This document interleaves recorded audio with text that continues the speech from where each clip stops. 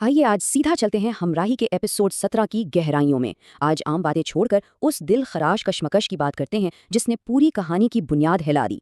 ये एपिसोड कुर्बानी, जलावतनी और एक बिल्कुल नई शुरुआत का ऐसा जबरदस्त मिश्रण है जो प्लॉट की सिमत को पूरी तरह पलट कर रख देता है। अब अस्पताल के मंजर में गाजी यूसुफ का रवैया देखिए, वाकई इंतहाई गैर जज्बाती और हैरान कुन। जब उन्हें पता चलता है कि इल्फ ने सिहान की जान बचाने के लिए अपनी जिंदगी दे दी है, तो दुख के बजाय उनके चेहरे पर एक अजीब सी मुस्कुराहट आती है।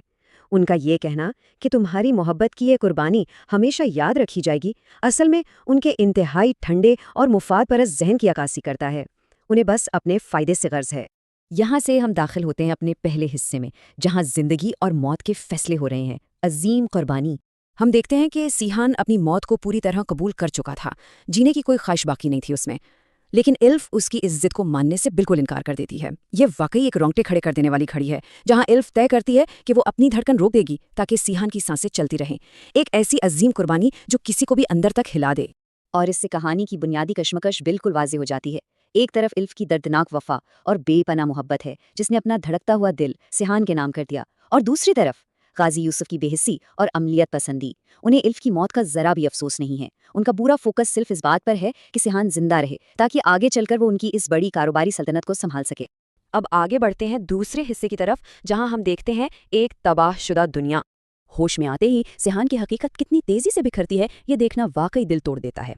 आंख खुलते ही उसकी जुबान पर सबसे पहला नाम इल्फ का होता है। हकीकत जानते ही वो पागलों की तरह उसके कमरे की तरफ भागता है, उसका बेजान चेहरा देखता है और हिम्मत हारकर बेहोश हो जाता है। दोबारा होश आता है तो पता चलता है कि इल्फ को दफन कर दिया गया है और वो सीधा कब्रिस्तान की तरफ दौड़ पड़ता है। जिक्रिया उसे संभालने और हौसला देने की हर मुमकिन कोशिश करता है, लेकिन सिहान अंदर से बिल्कुल खोखला हो चुका है। कब्र पर रोने के बाद वो खुद को इस दुनिया से पूरी तरह काट लेता है। न कारोबार की फिक्र, न जिंदगी में कोई दिलचस्पी। ऐसा लगता है जैसे इल्फ की कब्र में सिहान ने अपनी रूह भी दफन कर दी हो। और इसी सूरत हाल के बायस शुरू होता है हमारा तीसरा हिस्सा, तुर्की की जिलावतनी।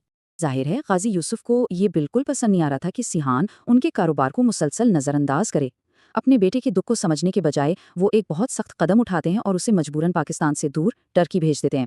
उनकी सोच ये थी कि शायद माहौल बदलने से सिहान इस सदमे से बाहर निकल आए और अपने पुराने रूप में वापस आ जाएं। लेकिन टर्की में एक बड़ा ट्विस्ट इंतजार कर रहा था। चौथा हिस्सा, हूबहू हम शक्ल। यहाँ आकर सिहान की जिंदगी एक बिल्कुल नया रुख लेती है। एक तरफ वो इल्फ को दुख और तकलीफ के साथ हमेशा के लिए खो चुका था, मगर दूसरी तरफ जब सिहान की नज़र अचानक इल्हाम पर पड़ती है तो मानो उसकी सांसें ही रुक जाती हैं। इल्हाम की शक्ल हैरत अंगेज तौर पर बिल्कुल उसकी मरहूम बीवी इल्फ से मिलती है। सोचिए, महीनों बाद ये पहला मौका था जब सिहान के चेहरे पर उम्मीद की कोई हल्की सी झलक आई। वो बेचैनी से आगे बढ़कर इस हमशक्ल से बात करना चाहता है, लेकिन ये इतना आसान नहीं था। इस कोशिश में एक रुकावट सामने आती है जब वो देखता है कि इल्हाम के साथ एक और शख्स ज़ावियार वहाँ मौजूद है, और वो दोनों वहाँ से चले जाते हैं। और यहीं से कहानी दाखिल होती है अपने पांचवें हिस्से में, एक नया और खतरनाक रिश्ता। सिहान को रानिया नाम की एक औरत मिलती है जो उसी कंपनी में काम करती है।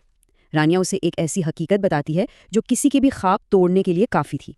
वो बताती है कि इल्हाम, जो बिल्कुल इल्फे जैसी दिखती है, ज़वियार के बहुत करीब है और दोनों बहुत जल्द शादी करने वाले हैं। एक ज़बरदस्त हचका।